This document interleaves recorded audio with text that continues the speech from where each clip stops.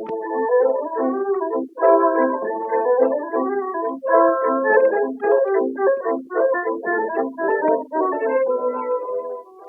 and welcome to Witch Please, a fortnightly podcast about the Harry Potter world. I'm Hannah McGregor. And I'm Marcel Cosman. Hannah. It was so good to see you. It was so good. It was so good. Let's reminisce about your visit in the sorting chat. Yeah, this is how I want to spend the sorting chat. I want to really point to two important highlights, which was the moment when Elliot, aka Baby Hippogriff, though she is extraordinarily not a baby now. Full hippogriff. Just a full-on, full-sized hippogriff, and like all hippogriffs, has extremely strong opinions about art. And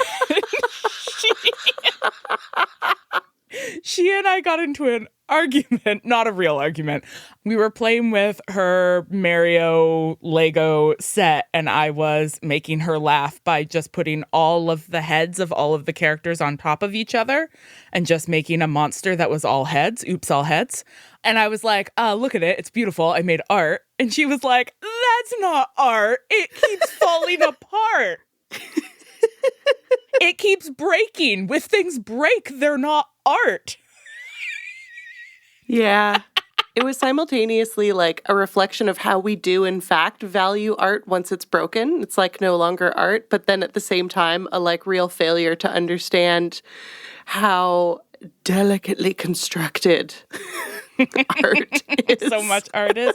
And how the very process of breaking can make something art. Anyway, what I'm saying is your 6-year-old has extremely bourgeois tastes. Yes, makes sense. She has a Super Mario Lego set. It's very bourgeois. So that was highlight the first, and highlight the second was when your 4-month-old and 3. How is he only 3 months old? He's so big. He's so big. Okay, you're 3-month-old, and Caitlin and Steve's 7-month-old? 8. Fuck. I thought it was 4 and 7. It's 3 and 8 months. They are the same size. This is the important fact, is they are exactly the same size. And you put them on the ground next to each other, and Cohen, because he is 3 months old, can't roll over yet. And Arden, because he is 8 months old, can fully crawl. And so you put them beside each other, and Arden immediately flipped over and just started like mauling Cohen. Arden's parents were like, oh my God, I'm so sorry. And I was like, no, he likes it. It's fine. Listen, he's not actively crying, so he's fine. It's cute. He loves attention. He's a Leo. There was just something about like Arden actively clawing Cohen's face and Cohen just being like, I love the attention, really just sort of reminded me of our dynamic. Oh, bless. That is so sweet. I love the attention. You do love the attention, and my love language is mauling.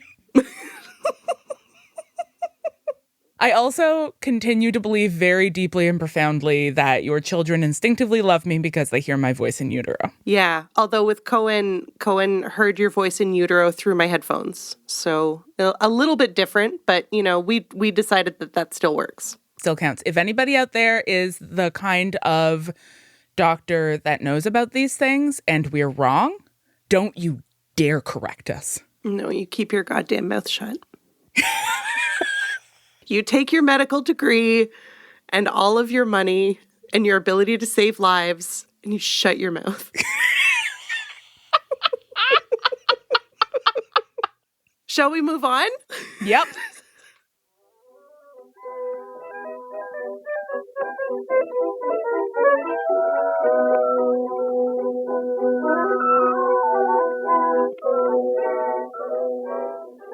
We are delighted to be bringing you another guest episode, but before Marcel and I transfigure ourselves into students, let's do a quick review of some previous discussions that will help get us in the right headspace to learn more. In other words, let's do some revision. All right. Our guest, Jaye Simpson, who we'll introduce to you formally in the next segment, is joining us today to talk about the Centaurs, specifically in Harry Potter and the Order of the Phoenix, but like the Centaurs in the Harry Potter world in general. We've been wanting to talk about Centaurs since the original run of the podcast, when we made the argument that the depiction of the Centaurs in Order of the Phoenix seemed to us to draw on and be coded using some pretty heavy stereotypes of Indigenous peoples. So, similar to our episode on lycanthropy, we're about to take a deep dive into an extended metaphor and talk about the ways that it reproduces reductive stereotypes and harmful ideologies of race. First, a quick recap of some of the conversations we've already had. In our episode on critical race theory with guest Kay Alex, we talked about the ways that racism is systemic and institutionalized, meaning that racism is frequently embedded in cultural norms, laws, and policies, as well as overtly expressed as a belief or principle, and that a lot of the time it's attention to those systemic and institutionalized forms of racism that allows us to actually make changes. We've seen this also in our episodes on animal studies as we come back again and again to the ways that biological racism is used to reinforce the division between the human and the animal. And that is sort of one ideological and systemic form that racism has taken historically and in the present day. So, for example, in our first episode on critical animal studies, we talked about Billy Ray Belcourt's argument that the category of the animal as other than human, like that sort of binary, is a settler colonial construct built on, quote, the erasure of Indigenous bodies and the emptying of Indigenous lands for settler colonial expansion, end quote. And then we did a second episode on critical animal studies where we referenced Af Ko's claim that the conceptual violence of dehumanization both animalizes people of color and anchors animal oppression to race. So we've been looking at this intersection of systemic racism and the sort of human-animal divide in a lot of different ways. It isn't that much of a surprise, then, that metaphors for marginalized communities in Harry Potter tend to have, animal-like characteristics that, when Rowling is oh, look at this marginalized group. How will I represent them? Better make them more animal than our protagonists. Yeah. Literally, yeah. But today we're going to be kind of pushing aside the animal-human divide to get at a richer sense of what exactly is up with these centaurs. With all of this fresh in our minds, let's wrap up our revision quick and turn it over to our guest and start unpacking what the heck is going on with J.K. Rowling's Centaurs.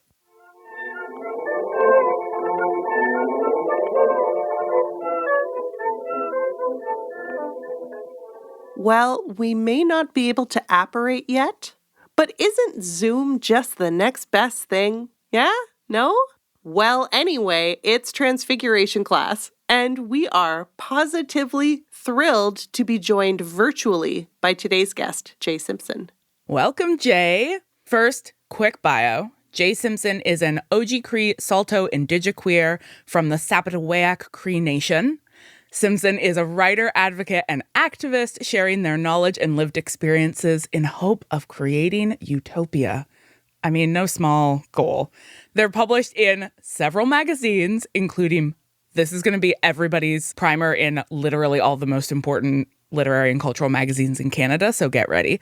Poetry is Dead, This Magazine, PRISM International, Sad Magazine, Green, Guts Magazine, SubTerrain, Grain, and Room.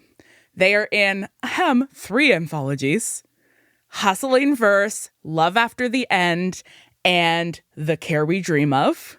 Most recently, their first poetry collection, It Was Never Going to Be Okay, was shortlisted for the 2021 Relit Award. It was a 2021 Dane Ogilvy Prize finalist, and it won the 2021 Indigenous Voices Award for published poetry in English, and it was also the answer for a trivia question at the BC Publishers Christmas trivia event last night. importantly. What? Yeah, absolutely. They are a displaced Indigenous person resisting, ruminating, and residing on Musqueam, Tsleil-Waututh, and Squamish First Nations territories, colonially known as Vancouver. Welcome, Jay. Hi, Annie and Boujou. Small aside, what was the question?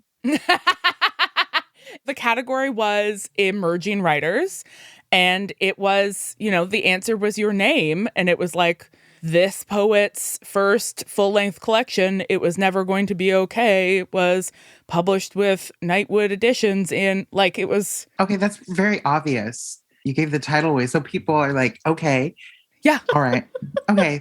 Whoever wrote that trivia, I beg. I mean, it was Molly Cross Blanchard, so I think that she was just underestimating how powerful the Arsenal Pulp Press team would be. Molly, come on. I know Molly. Molly could have given something obscure, like which poet threw down at Café du Soleil in March of 2019 in front of half of Canlet's Indigenous authors. That could have been. This poet once emphasized their statement about systemic transphobia in the public library by taking the longest possible way back to their seat in the highest possible boots. And the click-clacking of that whole minute echoed through the halls of the library and history. Mm-hmm. A lot of people say that the first time they met me, that was a statement that they engaged with. And that was totally unintentional. That was me just not realizing where I was sitting. So, wow, it seemed deeply intentional. And that is art. Fragile and powerful. You know what's not art?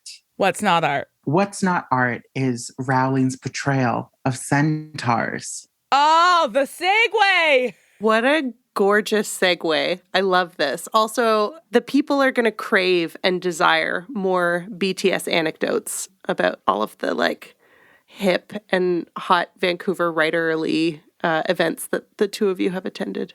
Well, they're just going to have to move to Vancouver then. Cool. Okay, let's talk about these centaurs. I just want to start by saying that Rowling, she really did it, didn't she? She really did it, and she did it very poorly.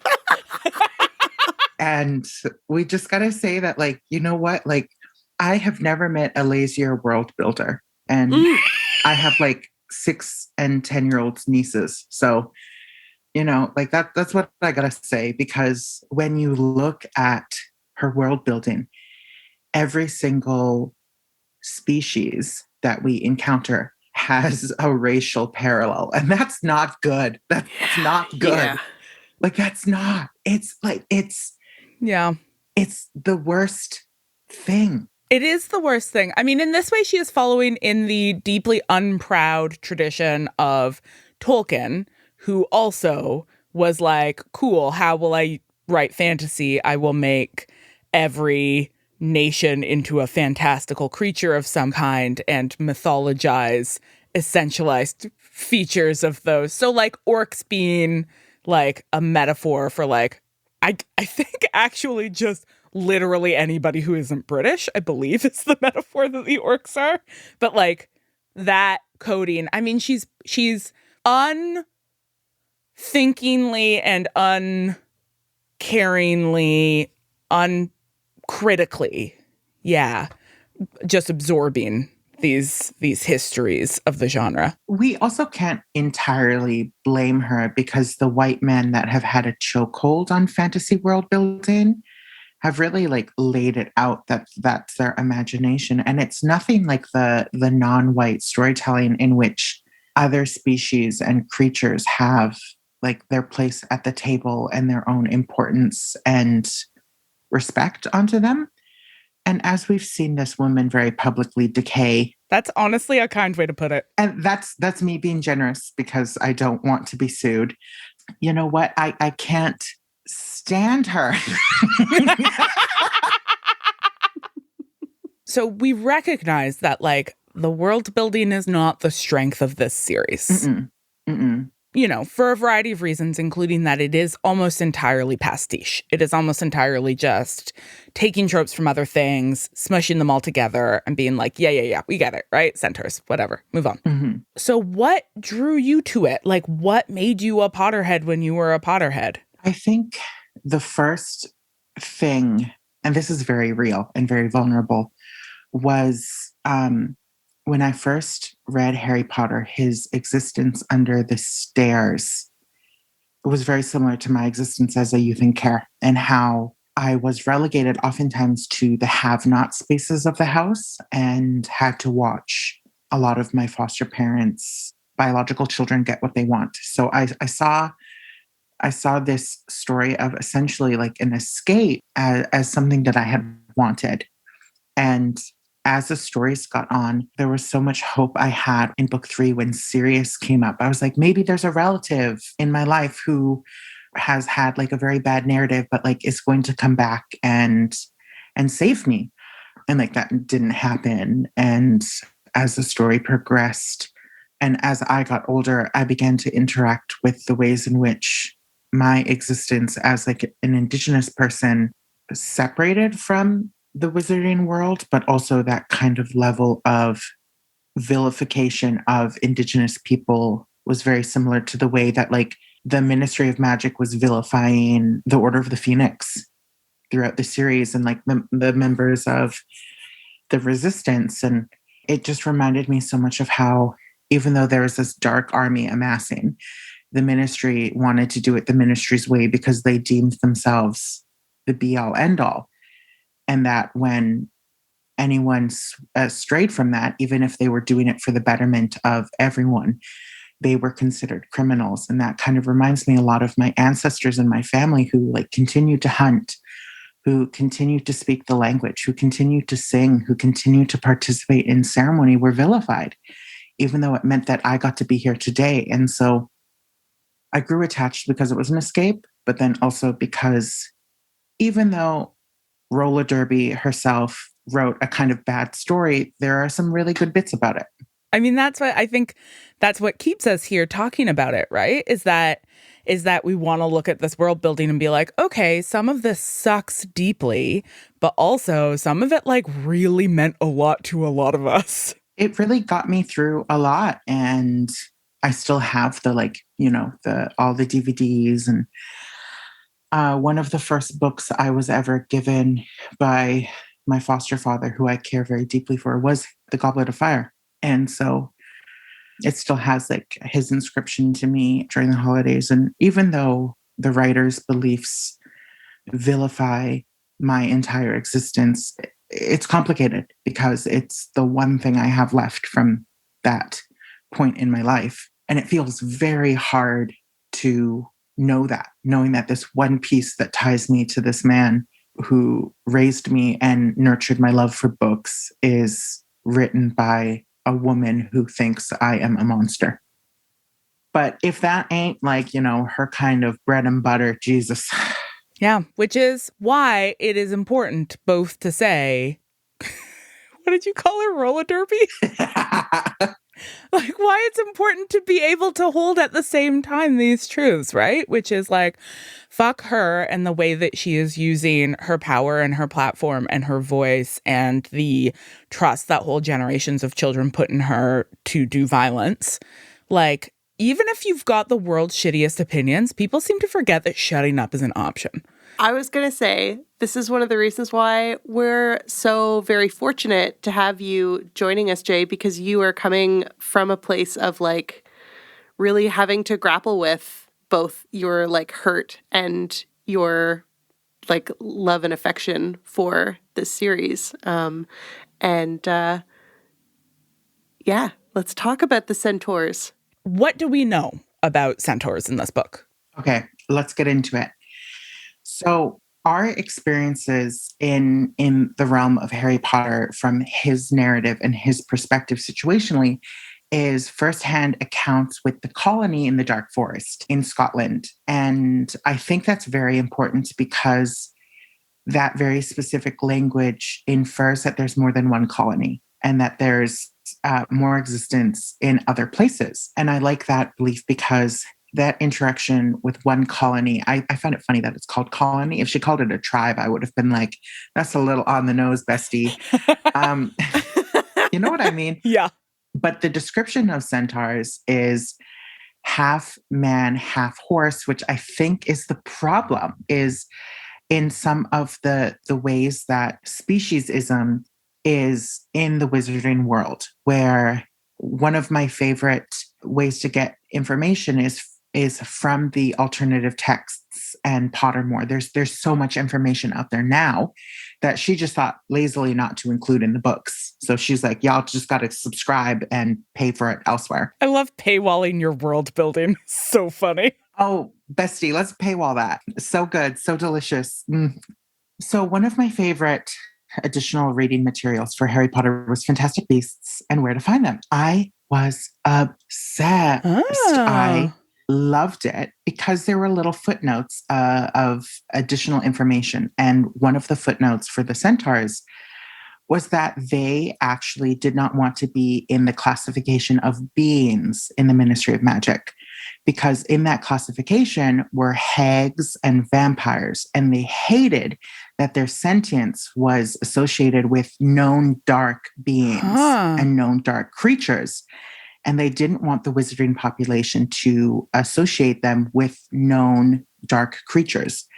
And so they said, besties, just put me in the little beastie category because we can't do this no more. Like, we're out, we're good. Just see us as animals because we don't care for you.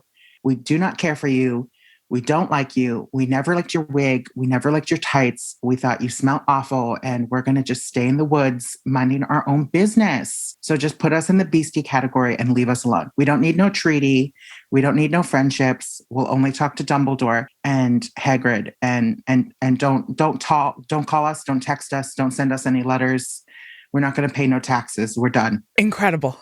And so they did. They bounced. And the year after, merfolks joined that classification because they didn't like the idea of being associated with vampires or hags. So we have two autonomous nations, essentially, that said, if you're going to classify us in a way that doesn't harm us in the bigger sense. We'll take the lesser classification because it's less damaging. It's still damaging, but it's less damaging. Mm-hmm. Mm-hmm.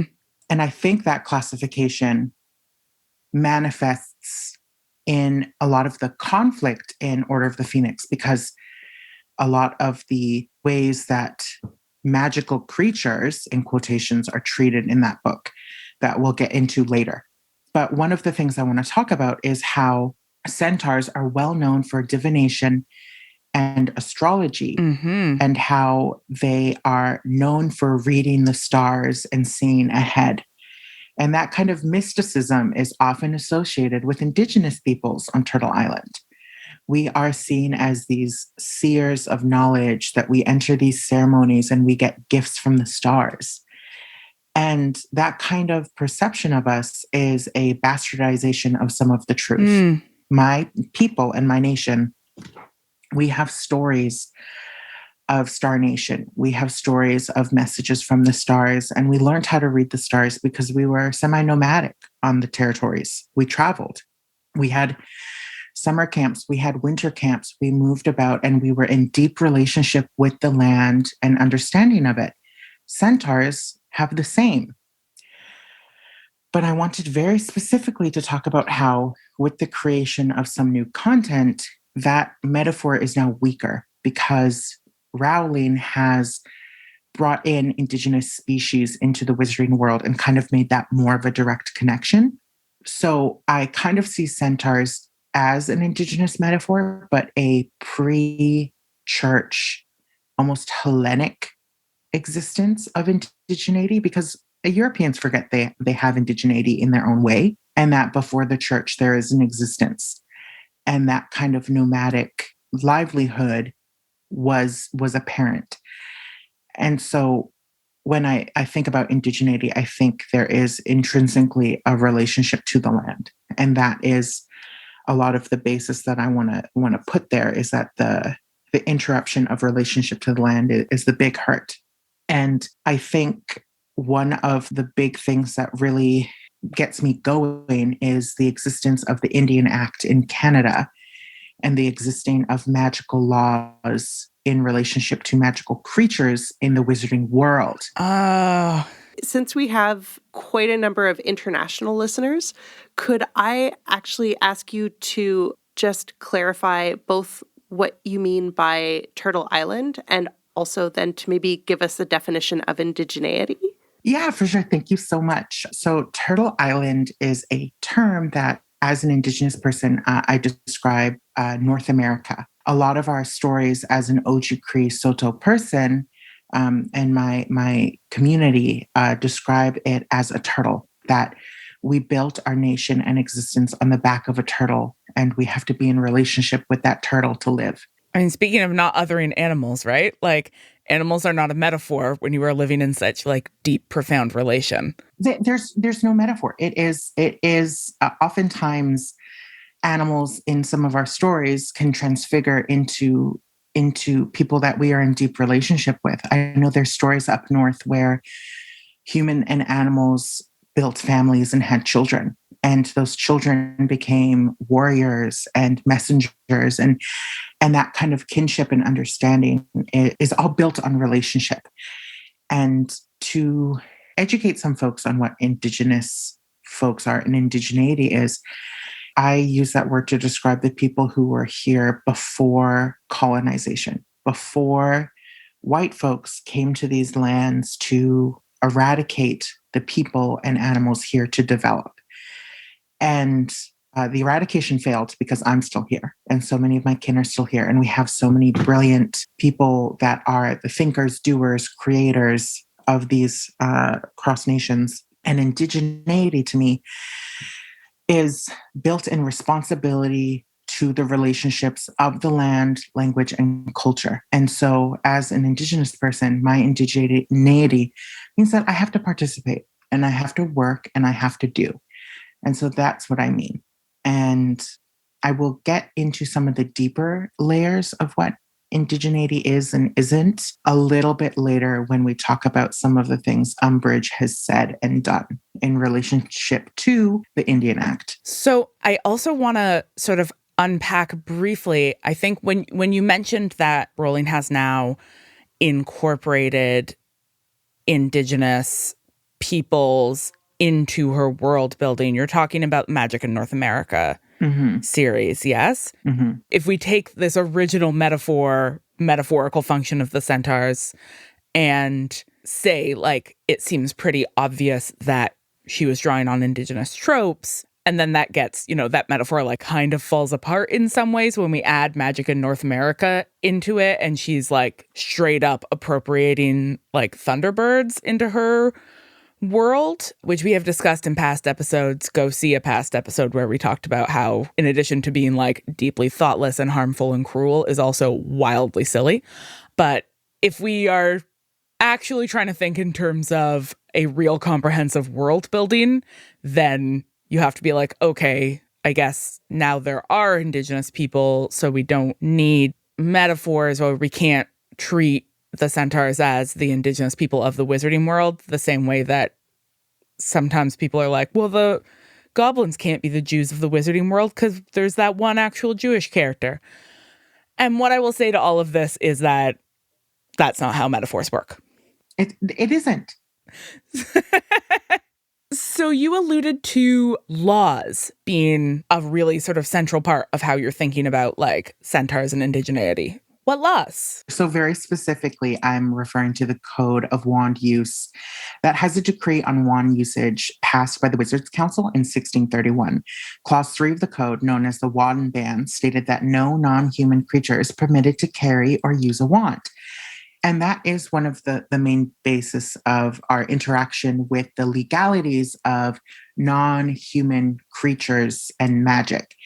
There's a few references of registrations and offices and councils, but it doesn't get much deeper, as in like Section 3, Part 5 kind of stuff. That's our first deeper legal interaction with that kind of law. And that is kind of what I'm going to be basing my theory about. And it's that kind of legality that makes me think of my own indigeneity and my own people, where we had a potlatch ban. That was the law. and it was active until the 50s. And very specifically, it kept Indigenous people from gathering more than 3. So if you had 3 or more Indigenous people, it was considered illegal. Jay, I did not know that. I thought that the potlatch ban really specifically banned potlatch, but I didn't realize that it was... In part, yes, but it was across a lot of territories. And it was from gatherings to stop cultural gatherings and language sharing. Because potlatch, if I'm not incorrect, it's a West Coast West Coast is a very specific, like some nations, it's how they gather. The potlatch ban basically just became a sort of across the board, just preventing Indigenous people from gathering. Yeah. So the potlatch ban was, I forget the first year it was instated, but I think it was disbanded in the 50s or 60s, which isn't that long ago. It really isn't. But it was to interrupt the strength, most importantly, I think of the West, because the Western Indigenous folks were very strong in their nationhood and in their culture. And so I think that was the birth of it. But it's that kind of legal restrictions from the government that really makes me see that narrative and that parallel, where even for us to leave the reserve, we had to get a letter from an Indian agent to leave the reserve. If we wanted to go see a doctor, if we wanted to visit family, if we wanted to go to town, we had to get a letter saying that we were allowed to. And with that, with the Indian Act, we were actually under registration. So a lot of folks don't realize with the Indian Act is that there's an entire registry, and we call it status. So there are different layers of status, and then there's non-status, but status is considered through blood quantum. So it's a way to mathematically quantify how much Indigenous blood you have. And that was created as a way to assimilate us into the wider population. They created status and the blood quantum to ensure we could fully integrate. And I think this ties into a lot of the world that Rowling built, because the Indian Act is actually what led to apartheid and the Holocaust. A lot of folks don't realize that Hitler took the Indian Act as inspiration for a lot of the things that he did for registration and classification and internment. And a lot of folks could say that Harry Potter is very much an allegory to the Holocaust. And so it's interesting that so much of the world of Harry Potter, in the tension, the political tension, and the inequality, has real world ties that go back to indigeneity. It goes back, and there's a lot of roots in it. If we could pause for a moment, because I'm thinking about our international listeners who are just going to be like, what is the Indian Act? What is happening? So Indian Act, late 1800s? The Royal Proclamation of 1763 laid out the basis of how the colonial administration would interact with First Nation peoples. And that Royal Proclamation led to the Indian Act in 1876. So there was actually 100 years of precursor, and then it was solidified in 1876. Yeah, which is like 9 years after Canada becomes a thing. There was also, before that, there was the 1850 Act for the Better Protection of Lands and Property of the Indians in Lower Canada, which was a lot of the treaty process to ensure the relationship between Indigenous folks and settlers. So one of the things, I think really crucial things for folks to understand is that the blood quantum logic of indigeneity managed by the Indian Act is almost kind of the opposite of the way that blood quantum was used in the US to manage Black people. Because the goal in the US was to make sure that anybody with, the 1 drop rule, anybody with a drop of Black blood was still Black.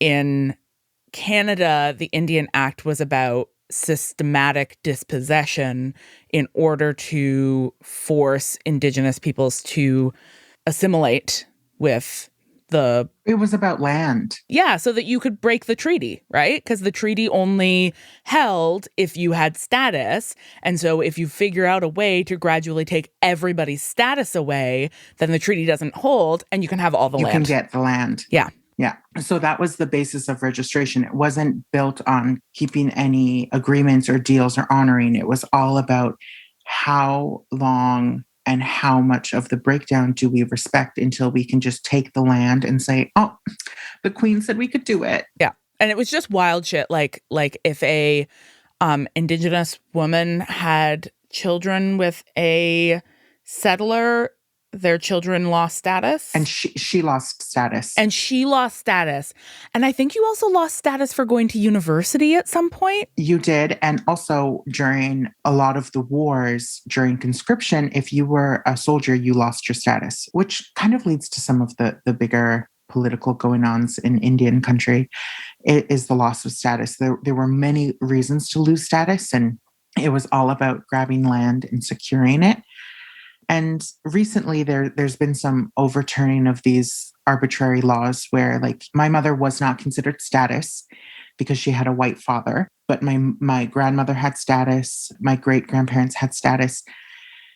Even though she is now passed on posthumously, she now qualifies for status because of the overturning of the very misogynistic laws, because my grandmother lost status. She was born with status, but she lost it because of her relationship with my grandfather. And so for the longest time, I actually was considered non-status until my biological father came forward with his status card. And so it's very complicated, and there's so many misogynistic-based laws that kept me from accessing status. But now, like, because of they're making some exceptions because it's still the law. Like, that's still the law, but they're choosing not to administer it, essentially. Yeah. And so considering that so many systems of registering and counting populations were essentially sort of played out via colonialism as a strategy, it makes so much sense to see those links between the Indian Act, status laws, treaty violations, and what we see happening with, like, the categorization of non-human creatures into things like beings, the word I truly cannot say, and beasts, and the, like, management of, like, who can have wands and who can't, and who's allowed to, like, poor centaurs just fucking trying to chill in the forest. Just leave us alone. We just want to be in this forest. They want to be in the forest. They as later books go on after the Second Wizarding War, the Ministry of Magic gives the centaurs the Dark Forest. And that is a part of the agreement. And the building of human and centaur relations is the fact that the Dark Forest is now their legal domain. And I think that is really what ties it further in, because if we decide to, but we kind of have to, because it's said it's canon, the cursed child has an interaction with Bane of the centaur colony in the Dark Forest, where he says, y'all shouldn't have come here. This is our land. You were not meant to cross here. And I think that's really important because they have their own autonomy. They have their own language. They have their own lifestyle. And they were happily existing in the Dark Forest. They were like, we're good. Like, we're happy. This is our home. Yeah, everything is fine here.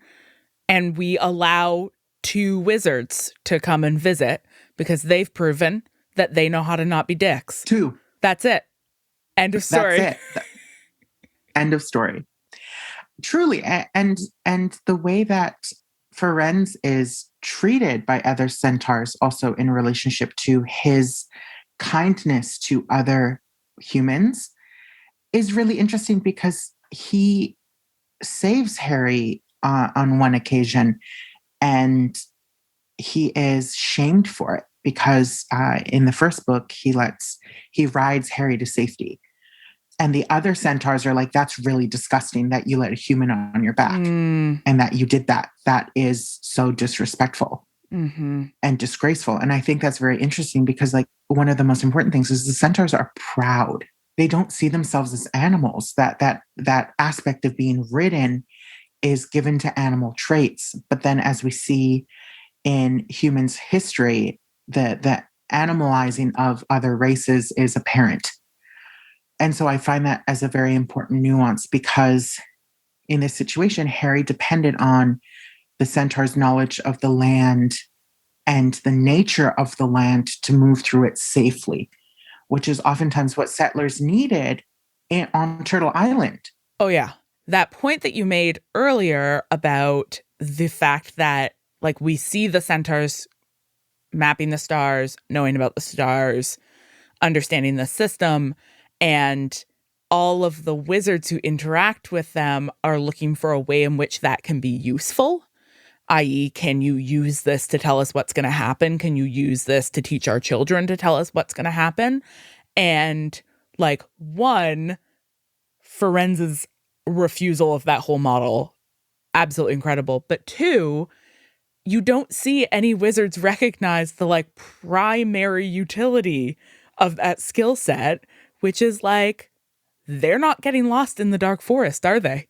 No. Every time Harry goes in there, he gets lost, but like, and needs to be saved by somebody. But like, at no point does it seem to occur to anybody that like, maybe you could just straight up teach people how to just find their way with the stars. That might be a useful skill. And the only two non-centaur beings who can move their way through the forest are the ones who have relationship with the centaurs. Wow. We are teetering on the edge of owls. But before we get there, Jay, is there anything else that you want to talk about? Any other information that you think will be helpful for us, helpful for our listeners, before we really get into the analysis of the text? Yes, there is something very important, and I want to hold a lot of space for it.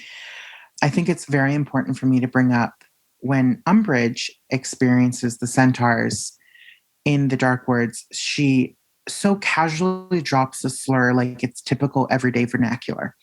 And I really want to say that I will not say this slur at all, and I will not say it in any means, even in the context of Harry Potter, because it is one used against Métis folks and kin. And I want to recognize my own kinship and relationship to Métis family members, culture, and language, even though I myself do not have that direct lineage. And I want to specifically tie it into the Métis identity, because we must also recognize how centaurs are perceived as half human, half horses, rather than an entire species with a culture, spiritualism, language, and social structure. That centaurs aren't human plus horse equals centaur. Centaurs are centaurs. They are an entire species, their entire own genetic makeup, their own reproductive systems, their own family structures. They are an entire species on their own. They are not a hybrid. And this idea of halves is entirely based in eugenics and sounds awfully like how so many folks perceive Métis identity as well as blood quantum. And a lot of folks see Métis identity as half Indigenous, half European, very specifically French.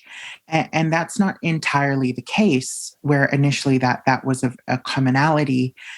But Métis identity is so much more, and so much more than I can even speak of, because it isn't one of my deep experience.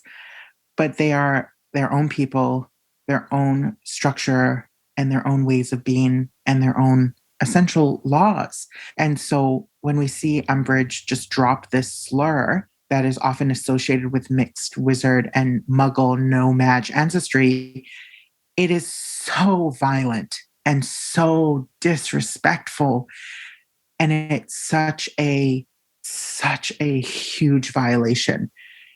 And it is something that we need to think about more in this world that Rowling has created.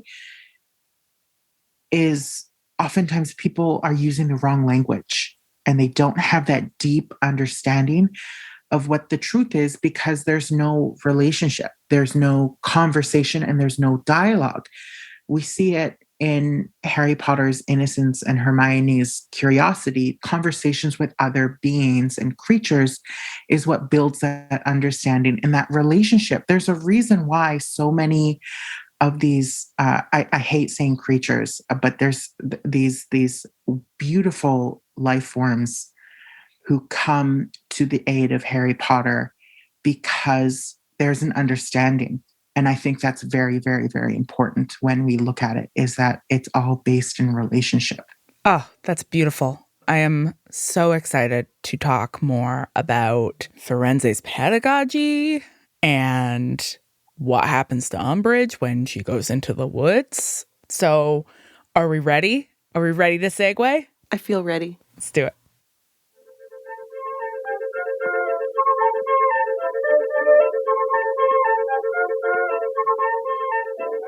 If I'm being honest, Marcel, I'm not sure which I want more, the ability to apparate or the power to pass these owls.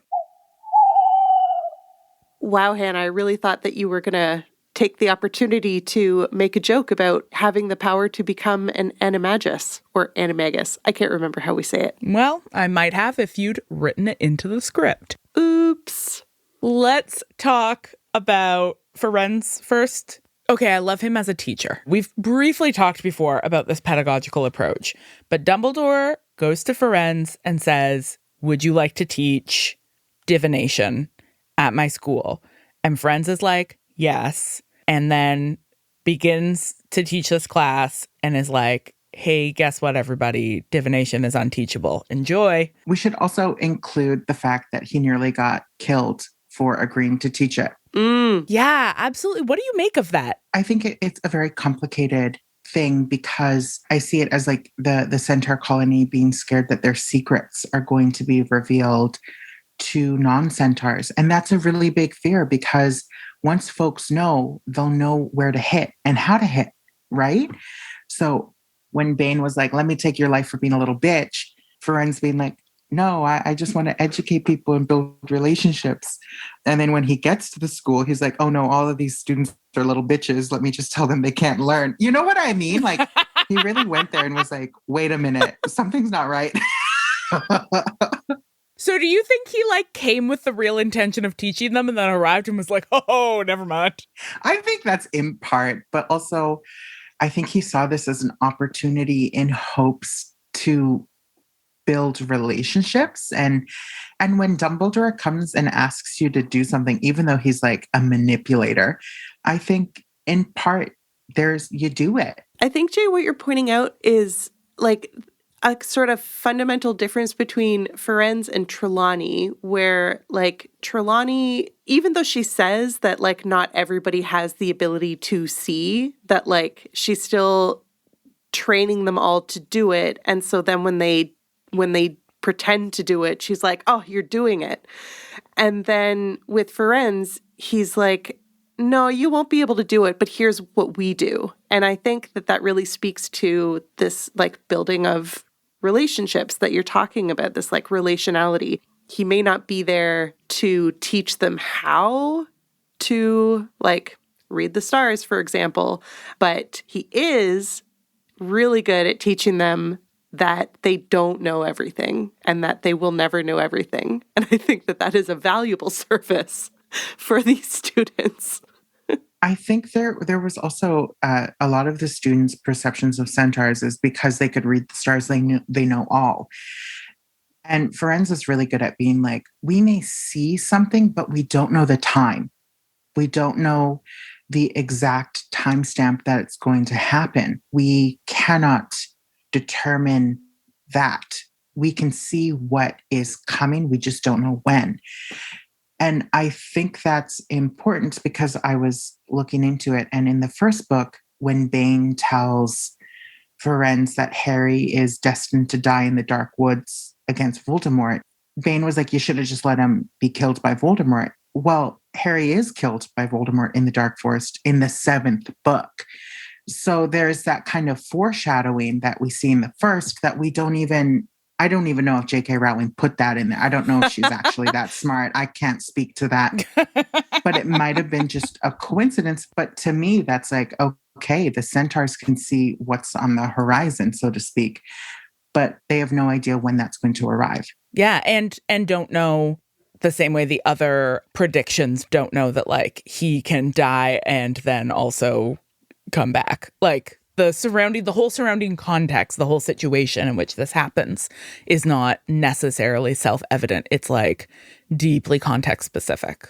I do love the way that sort of Bane and Firenze demonstrate two like opposing but both totally valid approaches to having relationships with the wizarding world. That like it makes sense that Firenze is like, relation is useful, communication is useful, connection is useful. And Bane is like, I could not trust them less. We should have nothing to do with them. And like both of those are like pretty reasonable conclusions to have arrived at based on the interactions they've had with wizards. I think another thing that may be jumping ahead is when we interact with the colony in Order of the Phoenix, I think that's what solidifies the very weak alliance with Centaurs and Hogwarts, because we see the ways in which Voldemort allianced folks interact with non-humans. So in the final battle, when the Centaurs are whooping ass, I don't think that they're there for like the best of reasons. They're there because it's the lesser enemy. Enemy of my enemy is my friend. Yes. Yes. And I think that's a very legitimate stance, being like, I'm going to team up with you to get rid of this group that would get rid of us both. And then we'll just leave each other alone. Yeah. Another way in which we see the Centaurs being really strategic, right? And that similar, like, fine, we'll be beasts. Like, we're making a strategic choice here because we are not being offered the actual best case scenario. We're just going to sort of navigate the actual situation that we're being offered.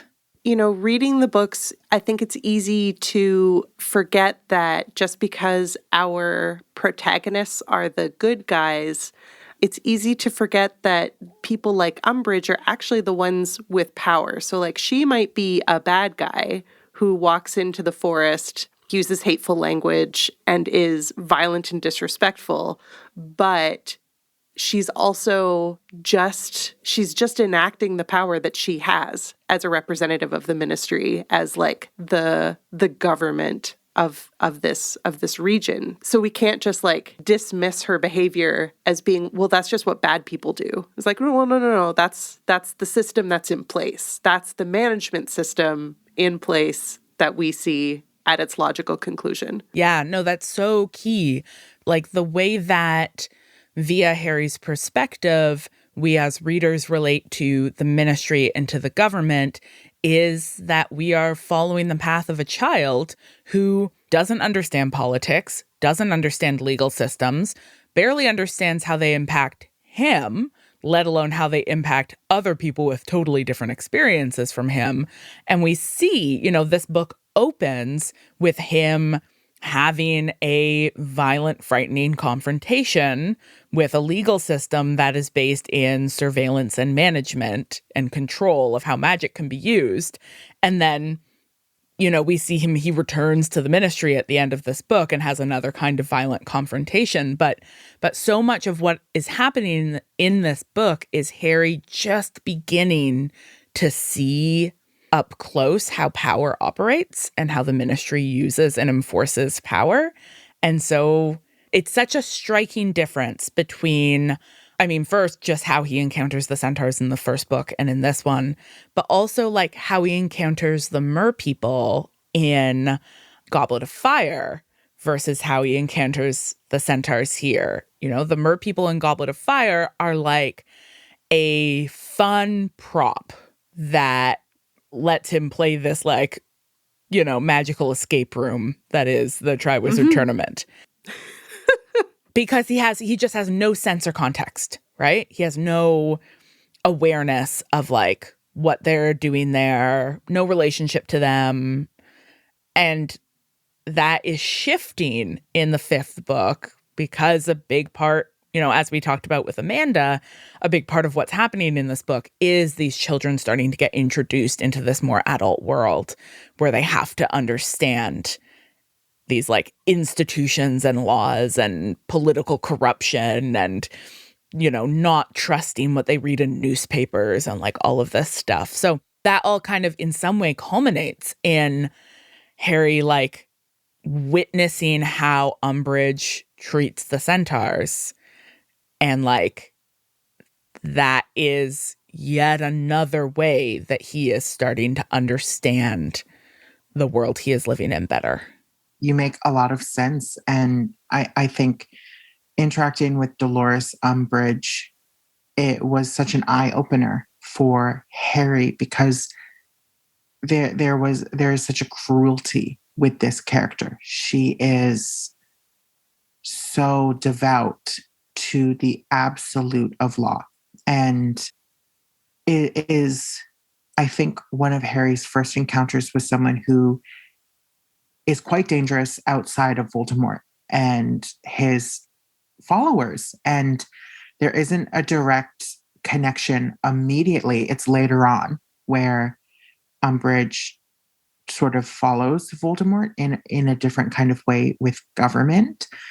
But he wants her to be working for Voldemort so badly in this book because that's his understanding of evil. But she isn't. She's working because she believes the government is the truth and the end and the beginning and the middle and everything. She thinks the government can do no wrong. Yeah. And the way she acts is so disgusting. Like her interactions with the Centaurs, she's like, by the laws laid down by the Department for the Regulation and Control of Magical Creatures, any attack by slur, such as yourselves on a human. And then Bane is like, what did you call us? And then Harry is kind of just like, oh, because this is an audio medium. That was some like following a tennis match, looking back and forth action. There is nothing like a what did you call us that really like boils the tension to the highest. And it's like, what's coming next is big. What do we think about the fact that the Centaurs carry Dolores Umbridge off into the forest, and all we know after of what happens is that she has incredible trauma? People make the sound of horse hooves to like scare her. And in our original run, we read this as like in part trading on the stereotype of like Indigenous people stealing white women away, and that there is an implication of sexual violence in the way that she is taken away that plays into the larger sort of construction of the Centaurs as like uncivilized others, you know, connected in the films in particular with like they have bows and arrows and like drums play whenever they come on screen. Yeah. In that kind of structure, when Umbridge calls them filthy, anything she says after that point, her ass whooping is deserved. But the kind of portrayal of it is like the only Centaurs we interact with are male Centaurs. And that kind of portrayal really feeds into the way that Indigenous men are perceived and seen as sexual deviants is really, really, really harmful and continues to harm everyone. And it's hard because regurgitation loves to infer things. She loves to... Sorry, it took me a second. It also took me a second. To be like, love regurgitation loves to infer? Gotcha. Our word loves to infer things. Yes. So she likes to infer things that are happening without saying it. And I think in part that's her being like, but I never said it. I never actually said it. So you can't say I did it. And it's like, there was a naivety to me as a young child being like, she just got beat up. But when we look at it and read between the lines, there is so much that could have been done to lead to that kind of trauma. Because when she comes back in other books, her own vilification is further, which kind of speaks to like the way her being a villain is very complicated and nuanced, but the way that we as a collective humanity like to further vilify trauma survivors is an issue also in part. But I think she was wicked through and through. There is no doubt about it. It's in some ways a not my daughter, you bitch moment of like a villain getting their comeuppance, which is just like a trope of children's literature. And so in some ways it's like, yeah, we have watched this woman torture children throughout much of this book. Like she is awful, and villains get their comeuppance in children's literature. That's like how it works. And I got, like, Umbridge needs some comeuppance for sure. And then it's that complexity, right? Where it's like the way in which that comeuppance is delivered is also can be simultaneously deserved and also delivered in a way that furthers some of the troubling ways that the Centaurs are coded as less than human, right? Which is one of the ways that they are being coded. So what I hear the two of you saying is that we need Umbridge to get her comeuppance. We need her to experience some kind of punishment. And Rowling has been sufficiently vague in the way that that punishment is delivered that she, as the author, doesn't need to take any responsibility for what happens. But we live in a society that, like, just takes sexualized violence for granted. And so the result of being vague about this comeuppance, it's really sort of enabled the reproduction of sexualized violence, like, as a tool for punishment when that needn't have been the case. It's probably my most hated personal narrative trope is the casual deployment of threats of sexual violence against female characters for the most part as a way of either punishing them or even just casually signaling like the danger of the situation they're in. Like there's so many texts that are like, okay, well, we've got to have a rape threat. Otherwise, nobody will know that this is a dangerous situation. And it's so gratuitous and it's so unnecessary.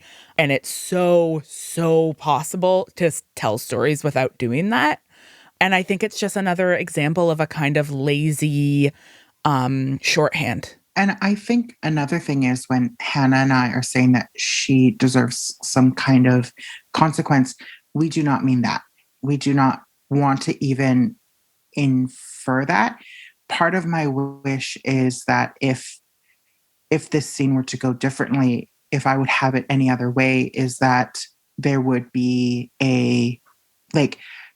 the ways in which accountability in Indigenous communities is very different when harm is done. And sometimes folks forget that we have our own laws and protocol. I wish we saw Centaur protocol. I wish we saw some sort of ceremony of accountability, because the way in which they whisk her off and things are inferred, it dehumanizes them even more. And it creates that savage in the wood narrative. I wish that, she had a hand taken or maybe even a tongue taken. If someone is speaking ill of someone in community continuously, their tongue is taken. And that would have been interesting to see. Or some of her own techniques used against her when Harry says, "I must not tell lies." I would have loved to see a scene where the Centaurs use their own magic to be like, you are going to mark yourself for the ways in which you act. I think that would have been a way to say, we don't have to tell this story with any inference of sexual violence. I really wish that was the case, but when we look at it and when we read it, it really looks that kind of way. And also at the end of the day, I wouldn't have trusted Rowling with any of those depictions you're describing, because any of that would have, I think, in her hands, and I think in the hands of like all white authors, would just fall right back into those stereotypes, right? Because they are not rooted in relation. They're not rooted in understanding of protocol. They're not rooted in any sense of like the Centaurs as a society with a complex, rich history, with their own legal systems, with their own ways of like managing the kinds of violence that Umbridge represents. And it's that, like, part of that is just what we lose in that moment that Umbridge gets carried away is, as you say, like any sense of an internal world for the Centaurs. So in previous conversations grounded in like queer theory, we talk a bit about how there are these slippages in the books that even though they're written by an author with these hateful ideologies, the books still contain these slippages that are just so delicious. And one of the things that Firenze says that I just think about all the time is when he responds to, I can't remember if it's Lavender or Parvati, but one of them like talks about Mars and how you need to be careful so you don't like stub your toe or whatever. And he's like, that is human nonsense. And it's just such a delicious line that I think is a great example of one of these incredible slippages where it just it just says so much. Yeah, that does speak, I mean, to exactly what we were just saying, right? Of like, just because this author isn't capable of giving us anything richer with the Centaurs doesn't mean that there aren't these slippages that tell us that there is something richer going on and that we can see those like, oh, okay, everything that we're actually getting to see is like filtered through human nonsense.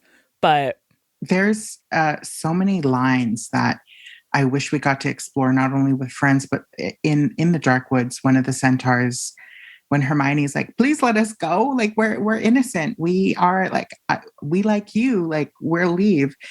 And she's like, one of the Centaurs is like, we are not all like the traitor Firenze, human girl. Perhaps you thought us pretty talking horses. We are an ancient people who will not stand wizard invasions and insults. We do not recognize your laws.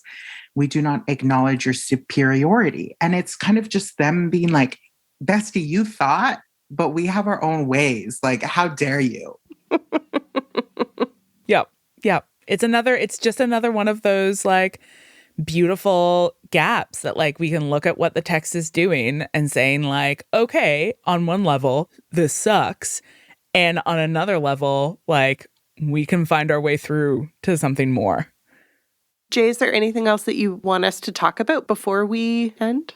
I think what I would want to talk about is how this is just another example of flawed narrative and world building.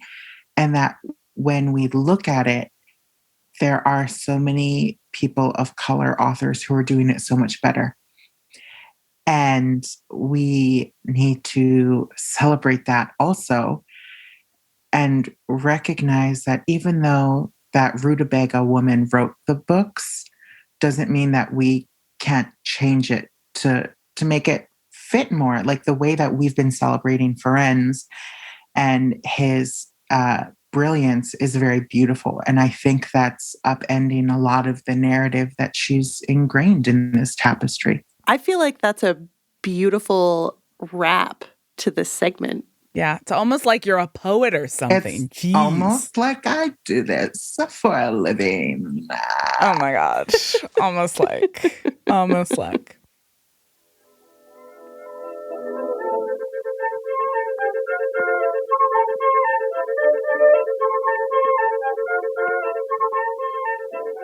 Thank you, witches, for joining us for another episode of Witch Please. You can find the rest of our episodes by heading over to notsorryworks.com or, of course, wherever podcasts are found. If you want to hang out with us more, we're on Twitter and Instagram at @OhWitchPlease. Jay, if the people want to find more of you, where do they go? On Instagram, I'm Jaye_Simpson, and that's JAYE_SIMPSON. On Twitter, it's FKA_J Simpson. Amazing.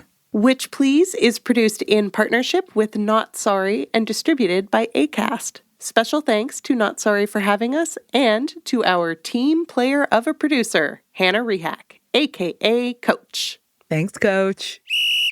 If you're into the podcast, why don't you let us know by dropping a review on Apple Podcasts? At the end of every episode, we'll shout out everyone who has left us 5-star reviews. So you've got to review us if you want to hear Marcel weeping in the tropical moonlit night because nobody's told her about you. I'd go the whole wide world to say thank you to Zat922 and Jess Roscoe. Okay.